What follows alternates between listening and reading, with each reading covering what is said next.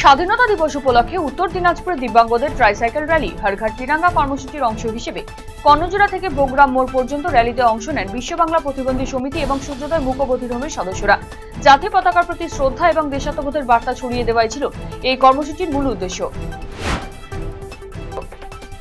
বিজেপির তেরঙ্গা যাত্রাকে কেন্দ্র করে দুই মহিলা নেত্রীর হাতাহাতির ঘটনায় উত্তেজনা ছড়ালো মালদায়। বুধবার বিকেলে পুরাটুলির বিজেপি কার্যালয় থেকে তেরঙ্গা যাত্রা শুরু হয়। মিছিল শেষে তনুশ্রী দাস নামের ওই নেত্রীকে জেলা সভাপতির ঘরে ঢুকতে বারণ করা হয় বলে জানান দক্ষিণ মালদা সাংগঠনিক জেলার মুখপাত্র তন্দ্রা পাল। এরপরেই জেলা সভাপতির ঘরে সভাপতি সহ অন্যান্য নেতৃত্বের সঙ্গে তনুশ্রী দাস নামের ওই নেত্রী তন্দ্রা দেবীকে মারধর করে বলে অভিযোগ। বন্ধকি শ্রমিক হিসেবে কাজ করানোর অভিযোগে উত্তর দিনাজপুরের রায়গঞ্জের চাপদুয়ারে একটি খাদ্য উৎপাদন কেন্দ্র থেকে শিশু সহ বেশ কয়েকজন শ্রমিককে গতকাল উদ্ধার করা হয়েছিল।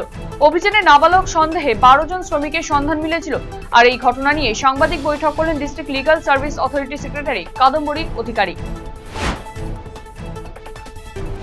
নেতাজি সুভাষচন্দ্র বসুকে নিয়ে কুমন্তব্য করার অভিযোগে ইসলামপুরের চাকুলিয়া থানার পুলিশ কিরণ কুমার দাস নামের এক যুবককে গ্রেফতার করেছে। ঝাড়বাড়ির বাসিন্দা ওই যুবকের বিরুদ্ধে ইসলামপুর সাইবার ক্রাইমে অভিযোগ দায়ের করেন এক আইনজীবী। অভিযোগের ভিত্তিতে গ্রেফতার করা হয়েছে তাকে। বৃহস্পতিবার ধৃতকে ইসলামপুর মহকুমা আদালতে পেশ করে পুলিশ।